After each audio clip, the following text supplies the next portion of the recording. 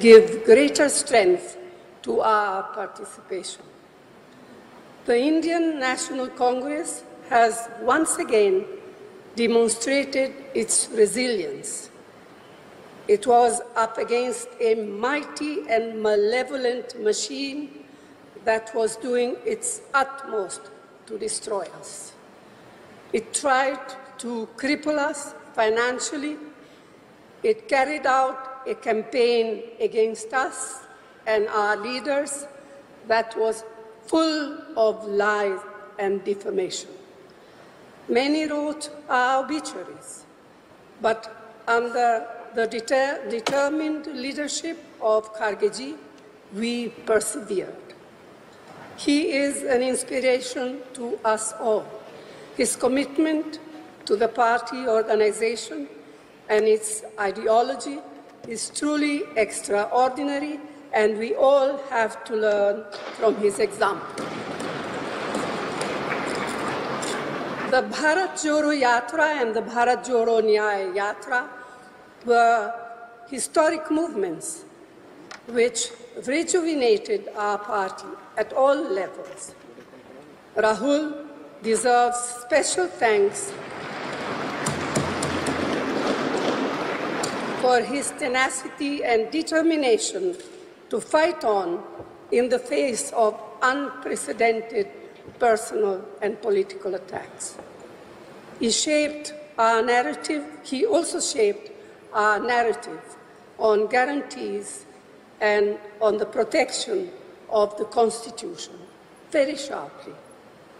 And it is my personal belief that the constant upholding of the importance of our Constitution during our campaigns by Rahulji, Khargeji, and all of you is that which compelled the Prime Minister yesterday to bow down literally to that which is for us a precious book, the Constitution, containing the Constitution of India. The CWC resolution passed yesterday has not earlier today, sorry, there's a mistake here, has also thanked all of you, all of our colleagues and workers across the country who worked, and they too worked very hard and so very diligently for our success. On your behalf, I wish to reiterate that sentiment strongly. Lakhs of workers in both rural and urban areas have stood by the party in the most difficult of times. We salute their courage and commitment. We owe them a debt of gratitude. Ours has also been a campaign where we have functioned truly as a collective.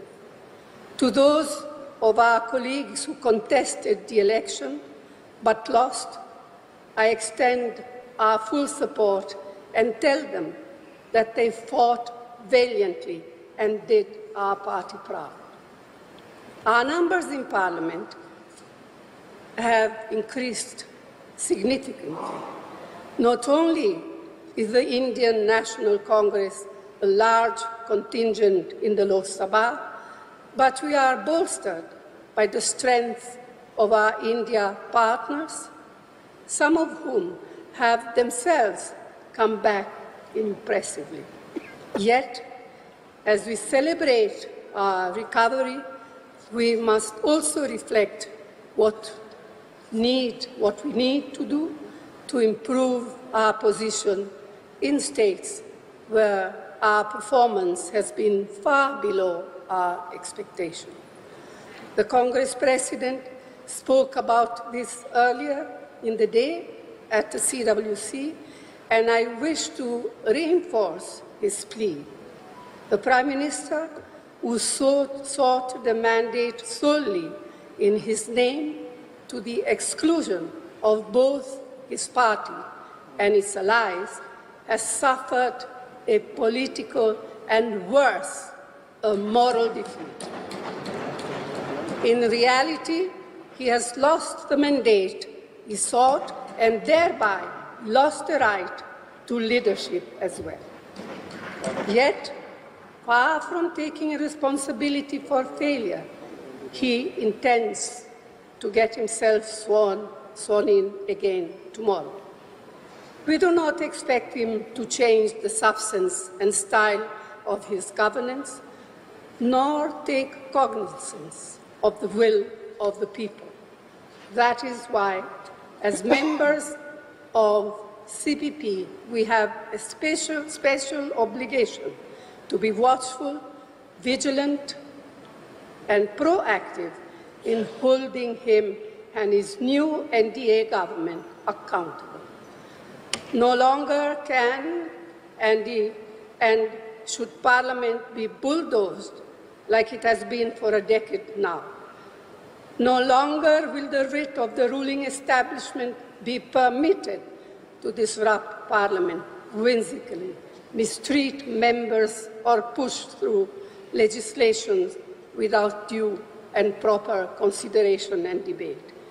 No longer can and should parliamentary committees be ignored or bypassed like they have been since 2014.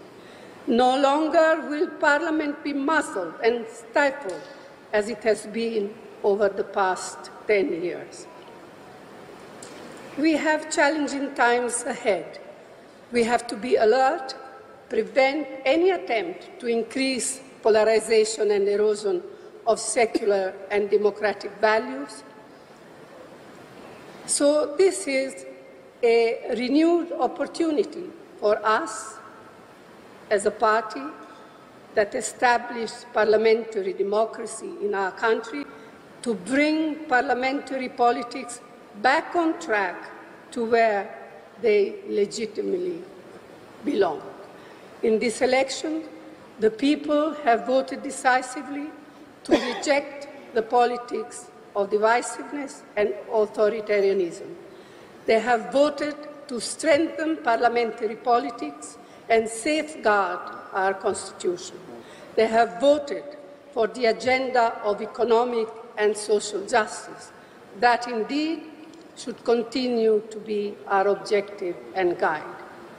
Friends, this is a very emotional moment for me, for us all, especially the newly elected members of Parliament. All I have to say is that I have received so much love and affection from you. So let me close by the assurance to you all that I will do my best and more to fulfill the trust and confidence you have continued to place on me. Thank you. Jai Hind.